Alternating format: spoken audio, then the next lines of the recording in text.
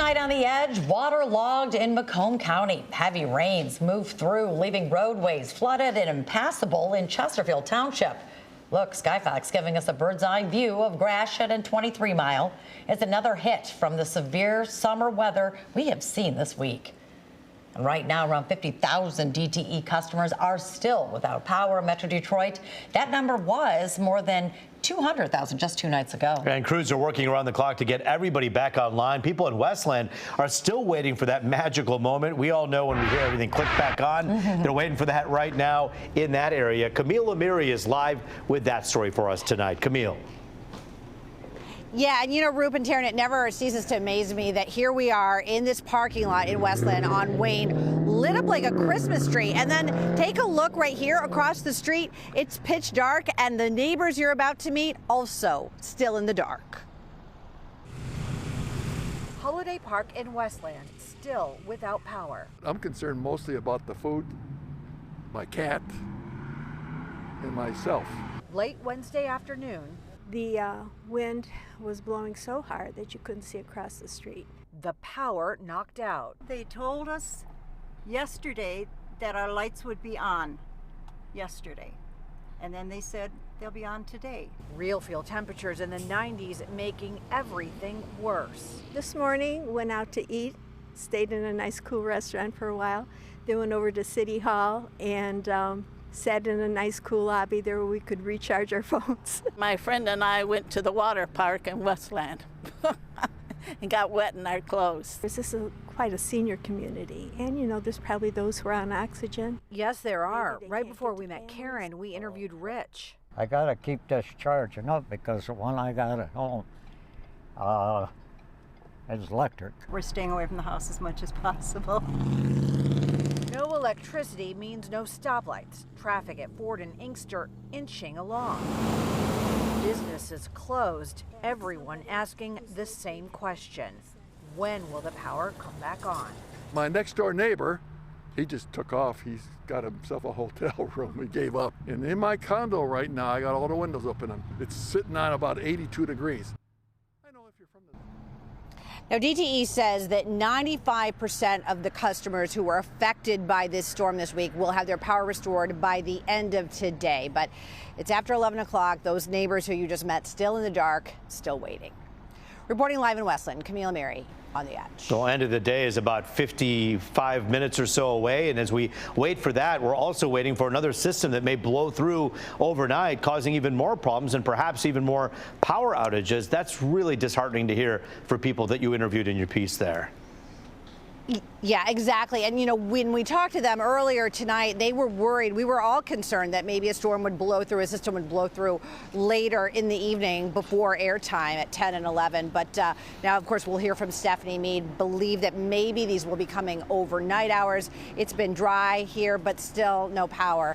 Everyone waiting, and it's still pretty hot and muggy here. Yeah, 82 degrees inside that one gentleman's condo. Just awful. Camille and Mary for us live in Westland. Thank you. Yeah, you just heard that. Some active weather still really moving through the area. And what we're looking at tonight, though, is still the possibility of flooding. So many things to keep track of. And the person who's doing that is Weather Authority Stephanie Mead. She's been glued to the radar all evening. And Stephanie, how's it looking now? Yeah, right now it's nothing too active, at least for us at the moment. They have delayed the system passing through overnight, mainly early tomorrow morning during the very early morning hours. So we still have that possibility of picking up on some stronger to severe stuff. Luckily, a lot of that stuff is weakening up near the thumb. We had a few earlier warned storms up near, say, north of the Lapeer area and to portions of the thumb. These now are just some heavier showers shifting towards the east-southeast. Additional active weather, though, approaching the Chicagoland area out near Milwaukee. They're seeing severe thunderstorm warnings, possibly a few embedded tornado warnings as well. So more of the active stuff a little further west. But we will eventually start to pick up on some of the heavier rain, potentially overnight and very early tomorrow morning with this same system that's just wreaking havoc in portions of Wisconsin and northern Illinois. They have severe thunderstorm watches out embedded in that, plenty of warnings. We have a flood watch out for a lot of our communities here across southeast Michigan, and we are tracking that potential for some heavy rain. They also have additional flood warnings out near the Chicagoland area too. These storms contain some very, very heavy rain, so that could give us upwards of around a half an inch to around an inch by early tomorrow. Temps still hovering in the 70s. Here's our Futurecast model that brings the system through. No timing on this, right in the middle of the night. By 2:30, 3 o'clock, we'll see some of those showers. That's going to continue to move out by around 11 o'clock noon tomorrow. We should see quieter conditions. Will dry out. That possibility of a hit or miss shower not out of the question tomorrow afternoon, tomorrow evening, but a lot of us are looking at quieter conditions during the day on Saturday. Otherwise, anywhere between a half an inch to around an inch possible. The further north you go, you could see some higher totals, locally some higher totals embedded in that as well. We really don't need it. The month so far, July, very, very wet. We're at about 5 inches here. We should be at around 3 inches, and we're 2 inches over the normal. So we don't really need to tack on more to that. 72 degrees tonight for an overnight low. Luckily, this front is going to provide us with some less sticky and less humid air. It was downright oppressive outside early this afternoon. Still feeling that way right now. Luckily, a little bit better this weekend. Saturday, 84, 80 degrees on Sunday. The extended forecast shows numbers pretty close to the seasonal high as we head through most of the work week next week. A lot of sunshine with temps in the lower to middle 80s. Always a good idea here to download the Fox 2 Weather app. You get the latest forecast by checking the Fox 2 Weather app. Download it for free in the App Store or Google Play. Rup and Taryn. All right, thanks, Stephanie. Also today, we're talking about another tough day in court for the Oxford community, reliving trauma from the Oxford high school shooting. It's just so hard to hear some of the testimony that's coming out. An assistant principal and former teacher among those taking the stand today, both recounting how they try to help the victims. The defense called a neuroscientist and mental health expert to the stand who claimed the teen shooter's brain isn't fully developed and that prevented him from processing his emotions and understanding the consequences of this type of an attack. And then when they took him away from me, I was telling him to keep giving him breaths. He needs air. Given that adolescents in general are already compromised, a lot of that prefrontal resource is being used to carry out the plan. The hearing will continue Tuesday morning. The judge will have to decide whether the shooter should serve life or be given a chance for parole. A landlord in Pontiac making a horrifying discovery. 2 tenants passed out cold from an opioid overdose. And Fox News' Jessica Dupnack has more from the hero who says he was in the right place at the right time. Radio 11-year-old star away for 2 overdoses. I just think that God or the universe works in mysterious ways, and I'm just sitting there like, I was meant to be here. Nicholas Somberg is a criminal defense attorney. He also owns several rental properties here in Pontiac. When he went to collect overdue rent this week, he had no idea he'd be saving the lives of his tenants. Yo! They didn't look good, and then in front of them on the table, I saw a tray with white powder out in the open. Nick's new tenants at a house off Mary Day Avenue in Pontiac, only there a month and already behind on rent.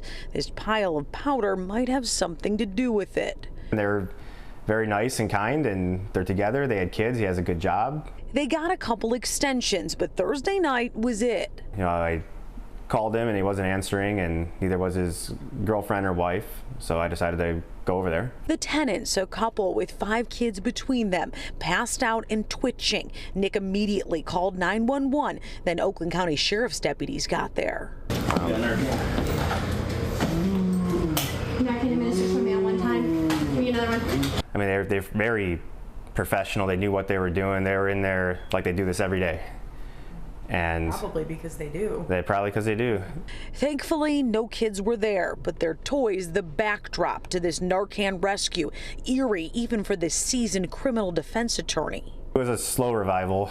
They're kind of bringing them back, you know, being kind, not yelling, you know, saying, "Are you okay? Hey, honey, we're here to help." Nick tells us the Narcan worked and they were taken to the hospital for treatment.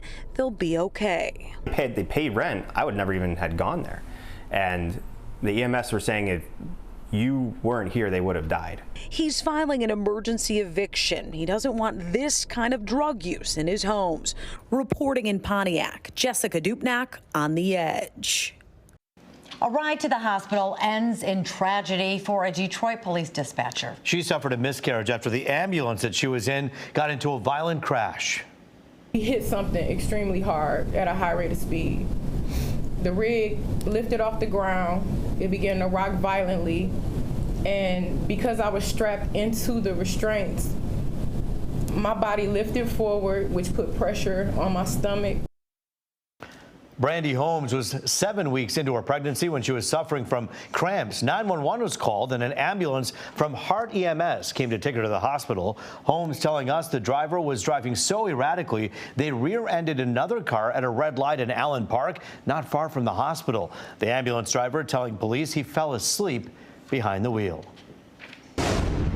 I mean, you got 3 or 4 more just chilling back there. You got 3 more on the table. You got 2 on the floor eating. In talking with our animal control now, they're estimating it near 100 in the house.